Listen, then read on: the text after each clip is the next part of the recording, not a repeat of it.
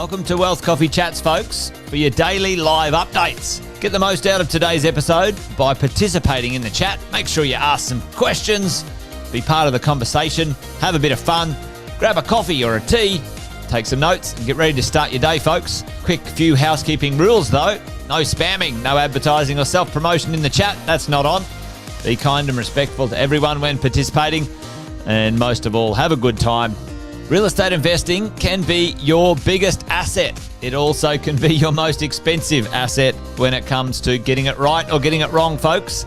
It can be time-consuming, stressful, and that's why here at Positive, we have what's called a 6-star team, a full-service team that provides integrated wealth and property investing solutions and services simply designed to help you progress towards your goal of passive income through your property portfolio, folks. Make sure you check out our other podcasts on the Positive Mentor Network. Not only is there Wealth Coffee Chats, there's the Urban Property Investor. Drops every Wednesday with straight talking investing strategies and lessons with Sam Saggers. Property Investor Tales. This is where our clients, you guys, share real life stories from property investing, hosted by some of our advisors and strategists. And that's done every fortnight, dropping every Monday. Wealth, Wine and Wisdom, folks, that debriefs the week that was in the world of finance and property, hosted by yours truly, Jason Witten and Andy Fenton on Fridays. Welcome to another Wealth Coffee Chats. Marvellous Monday. Hope you're well, folks, wherever you are. If you think it's Get Rich Quick, you're in the wrong place. This is the wrong podcast. This is the wrong live for you. Welcome to another Wealth Coffee Chat. Hope you're all awesome and well. Good morning, folks. Happy Wednesday, wherever you are tuning in for another Wealth Coffee Chat for Property Management Wednesdays.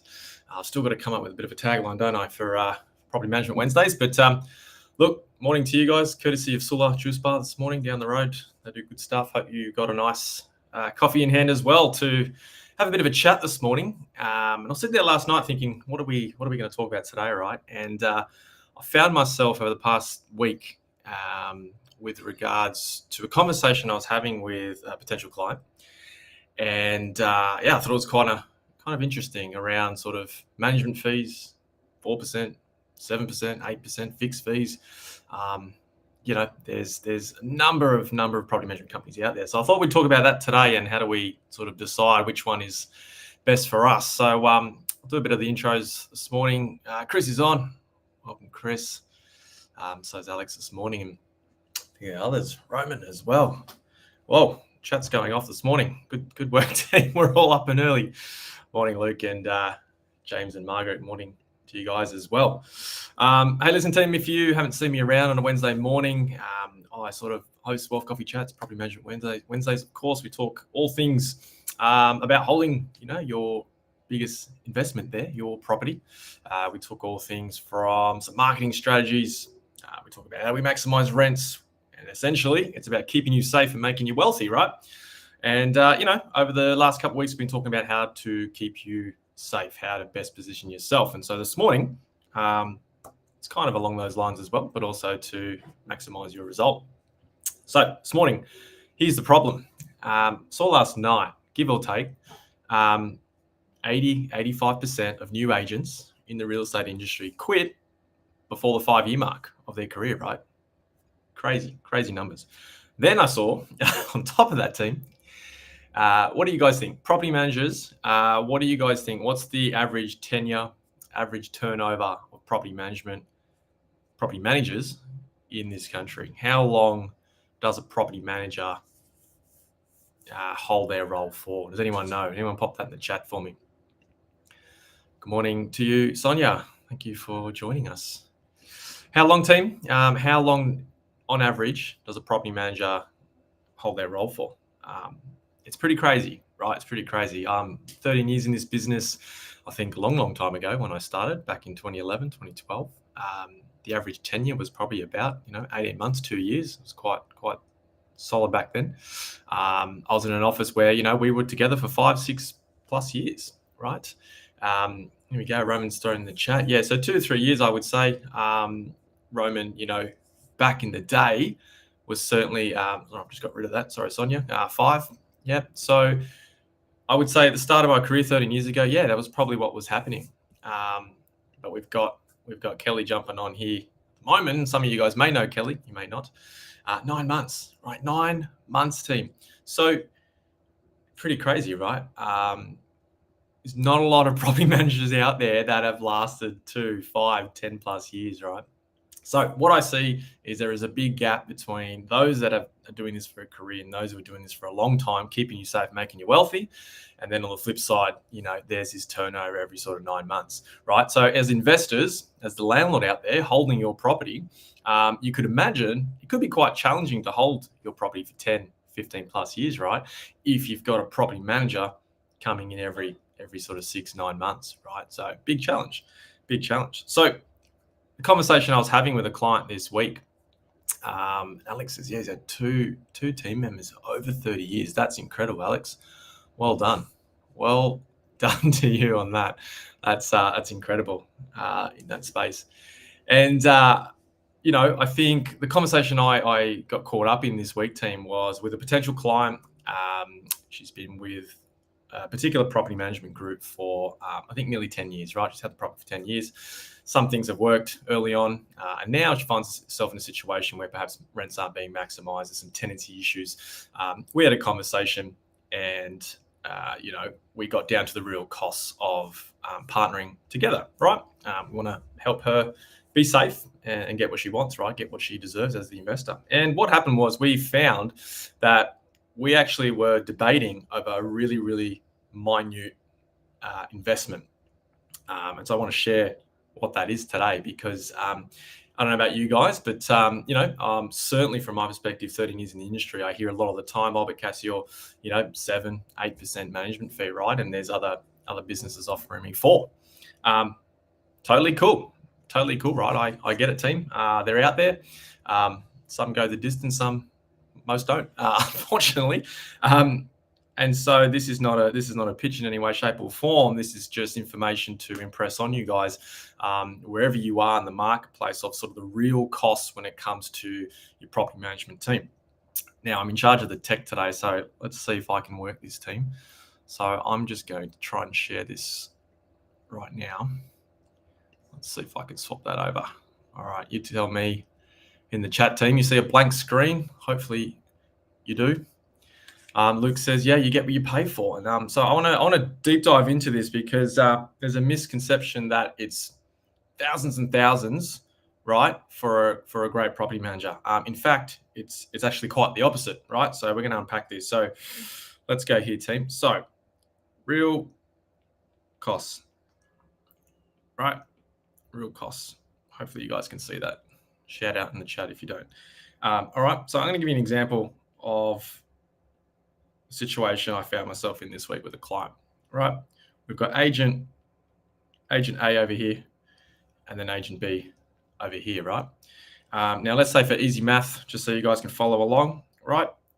Oh, it's deciding to not work. There we go. Agent A is 5%, right?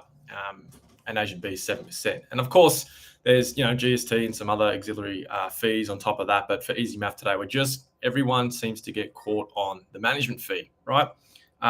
Team, what are we talking about here? We're talking about 2% gap, yeah? 2% gap. So what happens is, and this has been my experience in the past, sometimes you win, sometimes you don't. And investor A goes off and chooses agent A. Cool, wish them all the best, away they go. They list the property, they try to get, obviously, maybe there's not so much strategy in place, right? So we've got, there's some marketing stuff that we've spoken about, some marketing strategies. There's how we conduct an open home, and importantly, what level of negotiation skill does that agent have, right? So there's a few factors in there of maybe what separates agent A and agent B. Now let me see if I can move this. Probably not, team, so bear with me as we go through this. But essentially what tends to happen, right, and this is one of the examples, agent A goes and rents, oh, team, I'm on fire this morning with the tech. Agent A goes and rents at $500 per week, right? Agent B over here goes and gets $500 per week. Now, a few weeks ago, for those following along, been joining in on a Wednesday, has probably seen that me share a few examples in relation to some case studies of why the same property, 4-bedroom home, the same area, in the same street can have such a fluctuation with rents per week. So effectively here, if I can change this, really doesn't like me this morning, team. Right, $30 per week. Right, the $30 per week in rent that you are able to maximize with the great property manager versus the average and standard property manager, right? It's about just over $1,500 per year, right? So about $1,560, right? $1,560 extra revenue, extra gross revenue in your pocket, going with the agent that's got the strategy, that's got the negotiation skills, right? What we find with this 2% we all get fixated on, right, is this. Now, team, you guys tell me, but the 2% difference here, based on the rent, it's about $10 per week, right? About $520 per year. I think my caption in the corner is blocking that, but $520 per year, right? So what tends to happen with a lot of investors, we end up talking about the 2%, right? The 2% difference, and we forget about the actual outcome, the actual result when it comes to renting the property. Now, this could be through a lease negotiation. This could be obviously leasing your home out, but there's many, many examples of separating agent A and agent B, right? So team, the biggest gap is here. We look at and go, well, should I be considering the 5% agent? You're actually $1,000 better off to go with agent B. Does that make sense in that space? So we're always looking at the net figure. How much money as a property manager can I put in my owner's back pocket? That's the number one thing. We're here to keep you safe, make you wealthy. And part of making you wealthy is putting more money in your back pocket, right? And so, sometimes, team, I guess the point I want to make this morning, sometimes it's important to not focus on that 2% difference, but focus on all the other things that you can, whether it's the marketing strategy, the type of listing you put on realestate.com, all the things we've been talking about over the last few weeks, and maybe we'll need to do a refresher next week. You'll actually find yourself at a minimum, $1,000 better off, right? Now, we can go into the entry condition reports like we spoke last week, and that can save you even more, right? Thousands and thousands. But a very simple sort of thing to understand this morning is agent A, agent B, not necessarily the same agents. And sometimes there's more questions as an investor we've got to ask when it comes to what that strategy that they're implementing looks like, right? Because ultimately, it's about putting the most amount of money in your pocket. So Roman says here, offering low percentage with that under 2 stars. Yeah, I mean, look, that's a great way, Roman, to sort of I guess understand what it's like, what they are like as a property manager. We actually just did sort of a on-demand webinar coming out very soon, team, where it's like 7 things you need to know before you lease your property. And one of those things is, to Roman's point there, it's, can your property management team, when you're interviewing them, show you some collateral, show you some reviews? Can you go and talk to other clients and gain their experience? So team, it's not necessarily about the 2%. Right. I know holding costs are going up. I know it's certainly a conversation I'm having a lot more of over the past few months. And I thought I'd just share that with you, team, because I took this client through this process in comparing, one agent to the other. And it might be me, it might be someone else, right? But in your marketplace, what does that look like? We need to understand apples for apples, what that percentage fee is covering. What do you guys get? What is your return on investment from your property management team, right?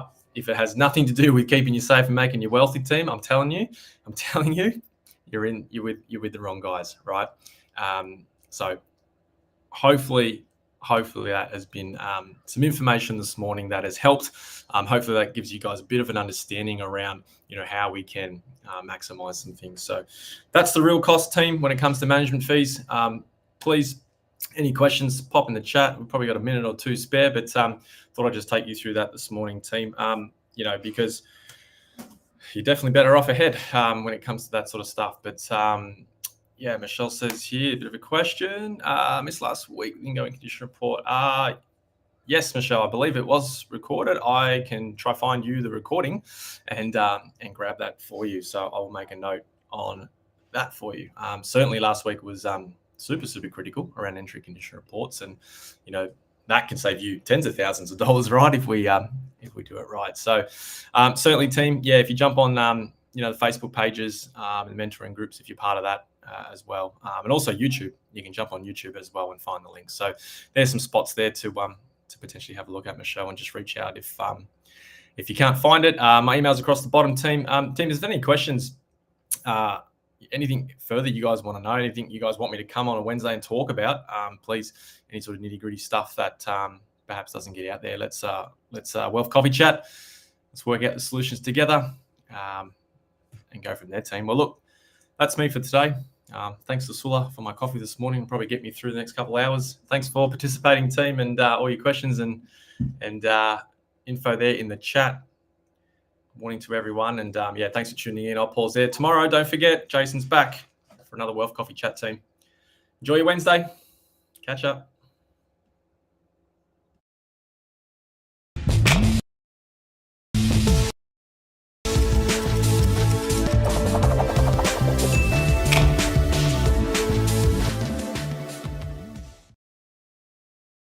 Episode of Wealth Coffee Chat, folks. Make sure you like, subscribe, and turn on your notifications so you never miss a thing when we go live. Improve your portfolio and investing game, folks, with Wealth Coffee Chats live every morning at 8:10 each weekday. Make sure you join us.